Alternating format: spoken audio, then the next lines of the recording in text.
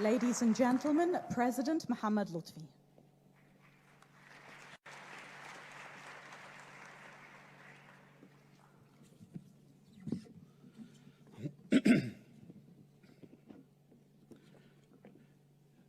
It's getting a bit emotional here.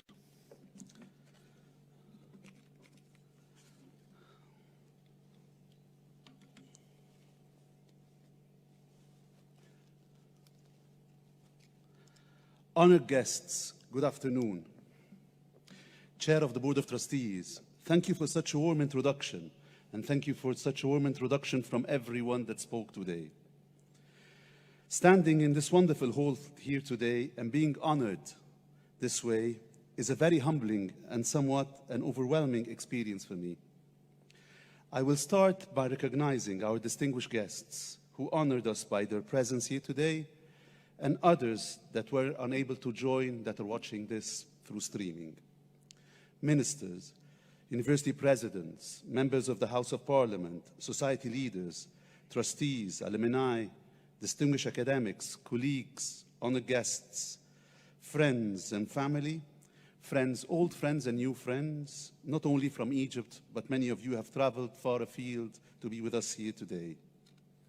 In particular, I'm grateful to you. We are all aware of the difficulties that the current pandemic has created into international travel. Your gift of your valued time is priceless. The only word I can find to say here is, and to express my gratitude to you all, is it's an amazing being able to stand before you and share this special moment in time, for me, at the British University in Egypt. I'm proud to have been chosen to be part of this community. I particularly want to recognize and thank people who have played a role in my life. The time doesn't allow me to name you all, but I'm sure you will all know in your hearts the gratitude I feel towards you all. I do want to recognize my loving family, my wife Heba, who has supported me over the years, without whom I wouldn't be standing here today. It was a long journey for both of us. Last month was our 30th wedding anniversary.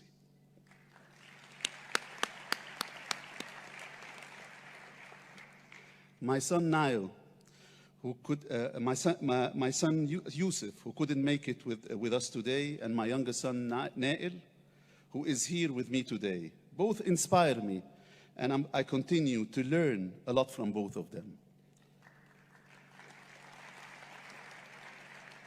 Nail, I bet this will come as a surprise to you. Do you recall during the pandemic when I asked you what a university community means to you? Your response surprised me and got me thinking. You said, and I'm quoting you here, this is an implicit lesson for you, proper quoting, son, and referencing.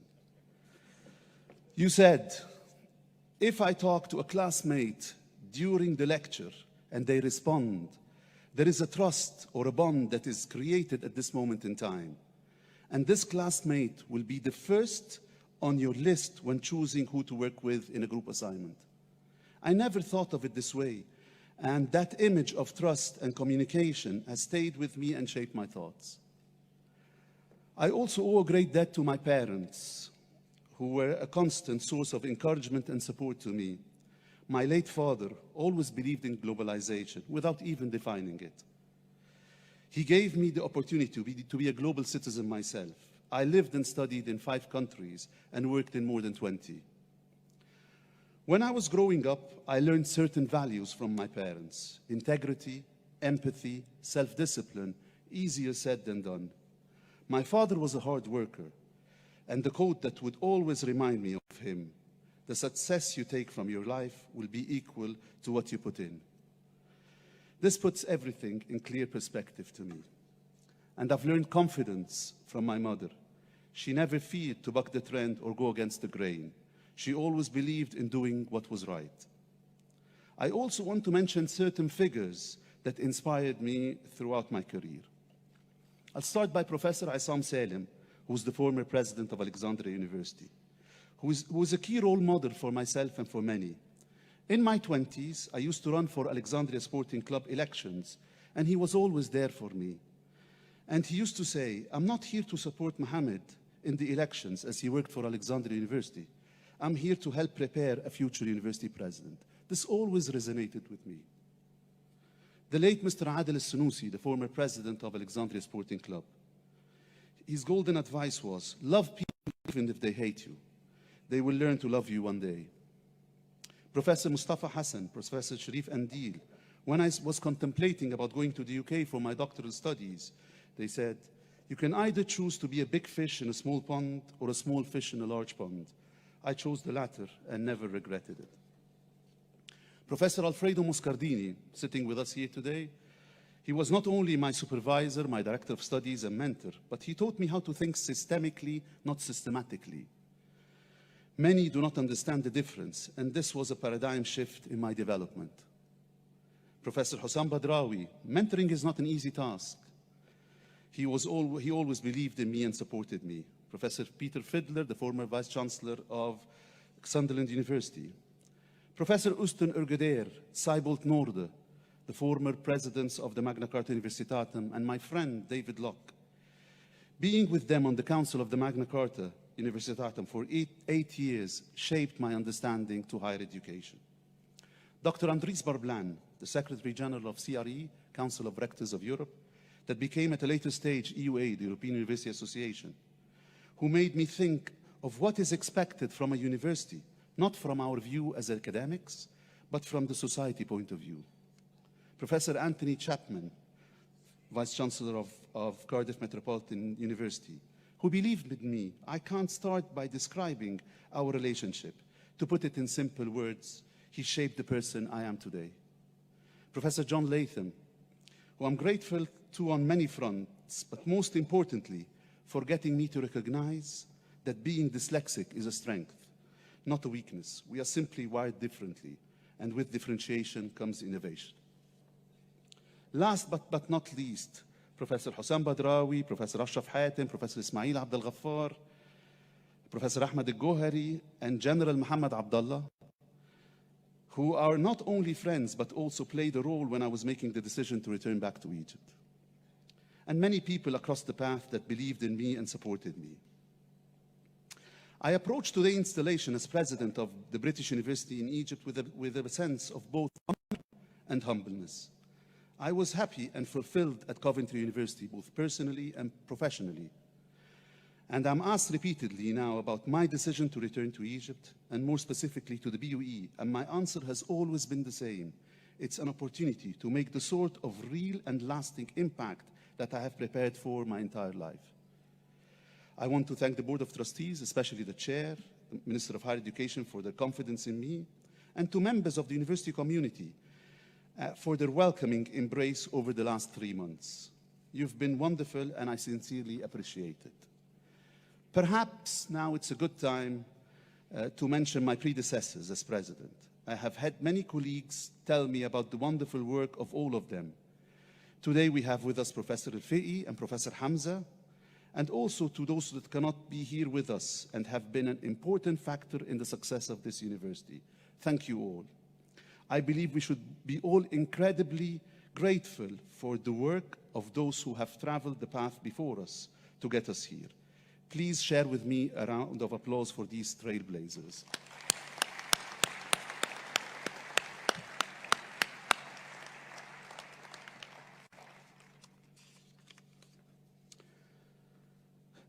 The British University in Egypt is a well-established university. I often refer to it as the world's best-kept secret. But what makes a great university? That's a question. And here I will quote Jamil Salmi, in my view, one of the great thinkers of modern higher education. Jamil, who some of us know personally, argued that the world-class university gives the rise to highly sought graduates and leading-edge research and technology transfer, and requires 3 features: talent, which is the critical mass of staff and students to develop innovation; resources, which is the finances and facilities for rich learning environment; and governance, which is the leadership and management and administration to develop this and deliver a strategic plan. But most importantly, it's the values. As individuals or as an institution, what are our values? Who we are? What do we believe in? What do we stand for? Who do we work with? When and how do we want to make an impact? And what do we expect from ourselves and others? For me, it all started in 2004 at the Global Integration of Graduate Programs Conference. I used to run this with Professor Alfredo Moscardini in different cities across the world, starting from Sunderland, Irkutsk, Donetsk, Split, Amman. Conversions through education, and this is following from what Ambassador Bailey said. Conversions through education was suggested as the conference theme by Andries Barbland, the Secretary General of the Magna Carta at the time.